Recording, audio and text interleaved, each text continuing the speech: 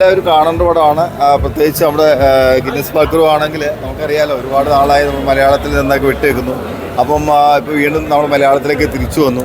അപ്പോൾ എല്ലാവരും ആഗ്രഹിക്കുന്ന ഒരു പടമാണ്. അത്ര ഒരു രസകരമായിട്ടൊരു പടമാണ്. പ്രത്യേകിച്ച് പുള്ളിയുടെ പടം എന്ന് പറയുമ്പോൾ നമുക്കറിയാലോ, കുറേ തമാശകളൊക്കെ ഉണ്ടാകും. അത്രത്തോളം നല്ല എൻജോയ് ചെയ്യാൻ പറ്റുന്ന ഒരു പടമാണ്. നമ്മൾ തുടരും സിനിമകളൊക്കെ ഉണ്ടല്ലോ, ഒരുപാട് പരസ്യങ്ങളൊന്നും ഉണ്ടായില്ല. പക്ഷേ ഒരുപാട് പരസ്യങ്ങൾ വന്നൊരു പടങ്ങളൊക്കെ മിക്കവാറും പൊളിഞ്ഞിട്ടുണ്ട്.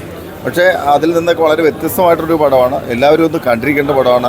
ഫാമിലി ആയിട്ട് വന്ന് കാണാൻ പറ്റുന്നൊരു പടമാണ്. എന്താ പറയുക, പക്രു ചേട്ടൻ പ്രതീക്ഷിക്കാത്ത രീതിയിലുള്ള കുറേ പെർഫോമൻസ് ഒക്കെ ഉള്ള, പിന്നെ അത്യാവശ്യം നല്ല എൻഗേജ്ഡ് ആയിട്ടുള്ള പടം.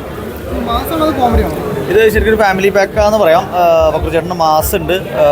സെക്കൻഡ് ഹാഫൊക്കെ നല്ലതായിട്ട് മാസമായിട്ട് വർക്ക് ചെയ്യുന്നത്. എന്തായാലും അടിപൊളി. അതെ, തീർച്ചയായിട്ടും നമ്മൾ പക്രു ചേട്ടൻ എന്ന് പറയുമ്പം നമ്മളൊരു മുമ്പിലൊരു കോമഡി സബ്ജക്റ്റാണ് കൂടുതൽ ചെയ്യാറുള്ളത്. പക്ഷേ ഇത് എനിക്ക് തോന്നുന്നു കുറച്ചും കൂടി ഡിഫറെൻ്റ് ആയിട്ടുള്ള പരിപാടി പിടിച്ചു. നല്ല ഒരു കുറച്ച് തമാശ ഉണ്ട്. പിന്നെ ഇടി ആക്ഷന് കുറേ ഉണ്ട്. പിന്നെ ഫസ്റ്റ് ചെല്ലുമ്പോൾ ഒരു കുടുംബ ചിത്രമാണ്, ഫാമിലി പടം. പിന്നെ അത് ഞാൻ ആർട്ടിഫിഷ്യലിൽ വരും.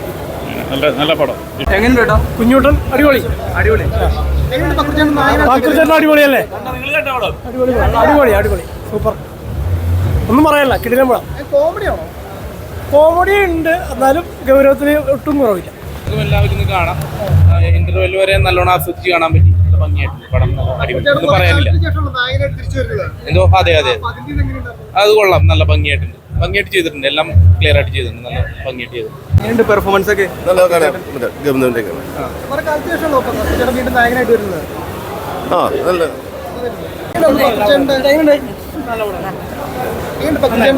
സൂപ്പറായിരുന്നു. പിന്നെ ഞങ്ങളുടെ അയൽക്കാരനാണ്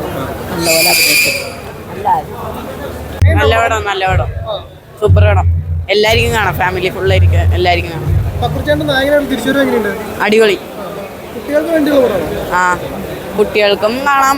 ഫാമിലി മൊത്തത്തിൽ ഫാമിലി പടം വരും.